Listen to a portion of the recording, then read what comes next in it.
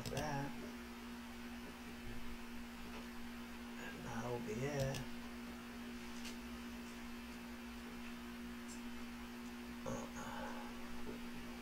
Holy cow.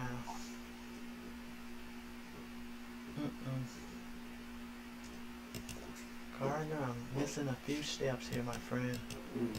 We're going to have to hold off. All right. Because I got to be able to connect this to StreamYard. And I don't have it right. Well, you know where we're going. I know where we're going. Okay, so we're going to call it a day for now. Okay, yeah. Shit. So we'll, what's tomorrow, Wednesday? We'll do it tomorrow. Mm-hmm. By tomorrow, I'll have it all figured out. You know, I was just looking. Mm-hmm. He was born 100 years after 1775 was when we got our, 76 we got our independence from Britain, all right? Who was born 100 years later? Carter G. Woodson. Okay, 100 years later. 100 years later, Okay. now on the scene come Carter G. Woodson. Yeah. Well. And then, that what make it 50 years after that, he was called the father of black history. 50 years later, after he was born, he started Black History Week. You know, now, celebrating the contribution of. Where was he born at? He was born in. I think, Virginia. Okay. December 1987. They might. That wouldn't give him the. No, I'm saying they lowdown. They wouldn't give him the real lowdown on. No, I'm saying they might have some coal mines and became a high school principal at a young age. Woodson began taking correspondence in college in Kentucky. Okay. His pursuit for a college degree led him to the University of Chicago. But you got to understand, in 1900, and Booker T died in 1915. Yeah. And the Atlantic Exposition was like 1905. 1905. Right. So there was a dynamic period. But the thing is that this guy became a high school principal at 25. 25. Right. And obviously at a black school, but still, he worked in the mines, and he loved learning. Yeah. And then he did correspondence courses. Yeah. In Brea in Kentucky. Hey, guess what? They do correspondence. It's called online learning. Online learning. Right. Woodson earned his bachelor's degree in 1907 and a master's in 1908. Now, 07, 08, that's at 32 and 33 years old. At 32, at 25, he was a principal. Right. At 32, 33, he had his PhD. Right. In 1908, he got it from Harvard. No, he got it in 1912. 1912? No, Yeah. 1912, 1912. What did he get in 1907 and 1908? He earned his bachelor's degree from the University of Chicago. Oh, okay, those 2 years, bachelor and master's, within a year of each other. And then 4 years later, he had his PhD from Harvard. Right. So what he did was a smart move. He did those correspondence classes. So he did the preparatory stuff. Yeah. Before, and then he was able to go on to the bachelor's and the master's and stuff because he had a foundation. So that was smart. He didn't just go butt naked. He furthered his studies at the Sorbonne in Paris and spoke fluent French. He also studied in the Philippines and Africa.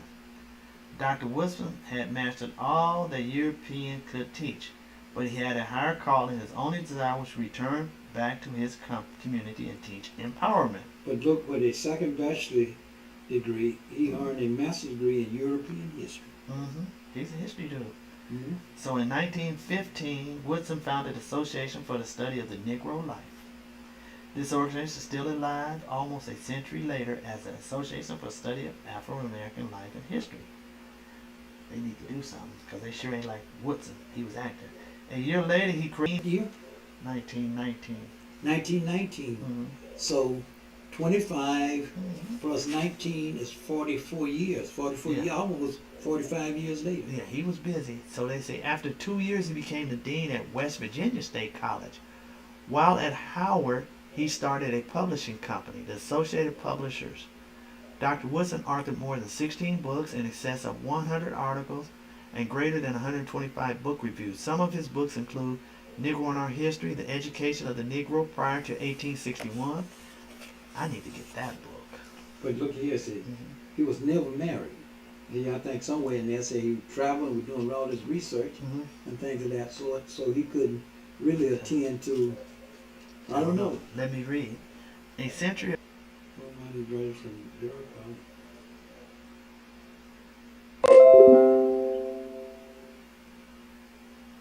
W.E.B. Du Bois.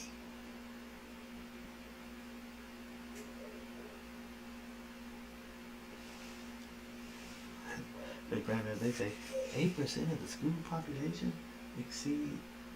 There are 33% of Negroes are special ed. God damn it. They only make up 8%. Yeah, largely excluded from the uniformly white academic history profession.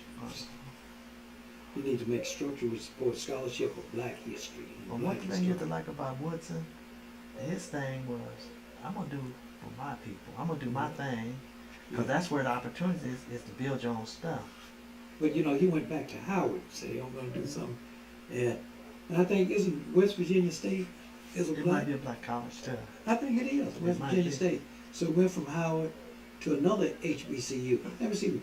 West Virginia might be that one that... He went from one black university to another HBCU university. Well, you know, that's a place where teachers need to be at. Mm-hmm. And they're teaching what, the minds of their own people. But his motto in English was, truth is the light of the world. It is. It truly is. But I crack up here, he said, and I don't know who's this. This is somebody else who's putting it forward in the profile in this book. But this guy said, how do we explain having in excess of 2 million African Americans with college degrees earn almost 600 billion annually, and the African American community is in shambles? How can foreigners make more money in the black community than African Americans? Why do we only spend 3% of our money with African American businesses? What explains less than 30% of African American families, in contrast to almost 70% of white families, including poor whites in their trailer homes? In a trailer home, okay. Yeah. How can African Americans family own big screen televisions but no computers? That is the Negro. He is. That's a good one. He is truly. That's a good one. He spends his time where at? Right. That's his world. Can you imagine a conversation or a debate with G. Carter Woodson and Clarence Thomas or Ward Conley? Which is worse, a black illiterate high school graduate or a black college graduate who benefit from affirmative action campaigning for its demise? Only the Negro could think of something like that. You couldn't debate G. Carter Woodson. No. The issue is could you imagine a debate between G. Carter Woodson and those two illiterates? Oh. Ward Conley and Clarence Thomas. People have benefited from affirmative action, yet campaign to destroy it. Destroy it. Only a Negro mind could make that connection. What a fool. And I like this. He says, Carter G. Woodson, in this classic book, raises these questions. Educate to do what? Educate to work for whom? The answer to these questions are answered in this powerful book. In one of my earlier books, To Be Popular or Smart, the Black Peer Group, I observed that many African American groups are doing well academically, are accused of acting white. I'm sure if Woodson heard this, he would want to come back to earth and slap them. That's the truth. But see, you understand, black people don't understand stuff. I guarantee you who's not going to get any. Blacks. The blacks ain't get shit. That's what they,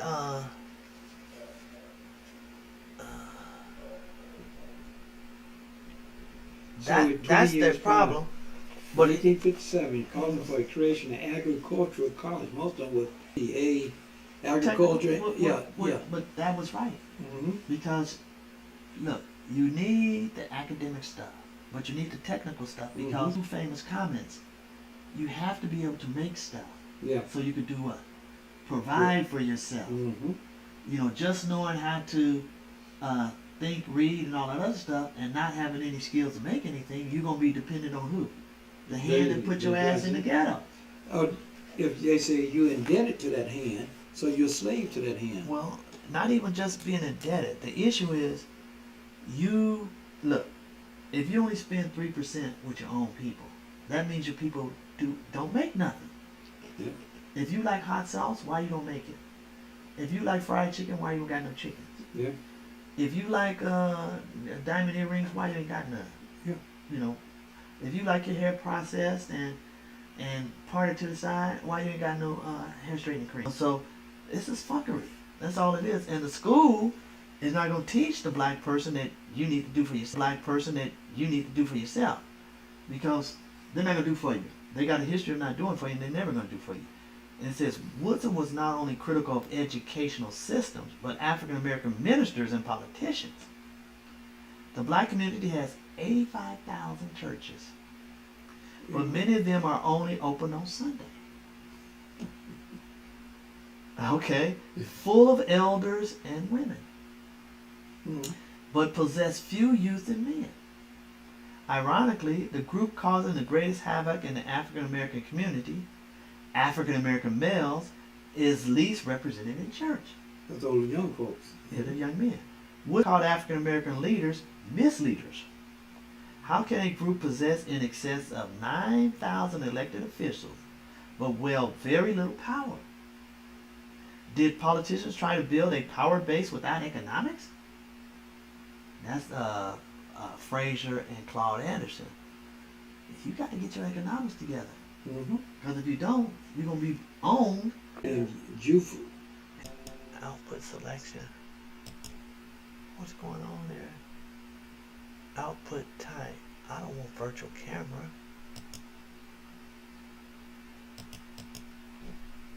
Source. What was that you just punched? Output selection. I want the video capture device, which is this guy here. Okay.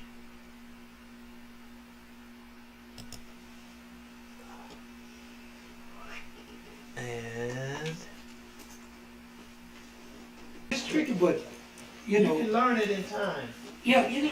It just takes a lot of, once you start reading and writing and doing a lot of that, then you'll use it. Watch your step coming through. Yeah.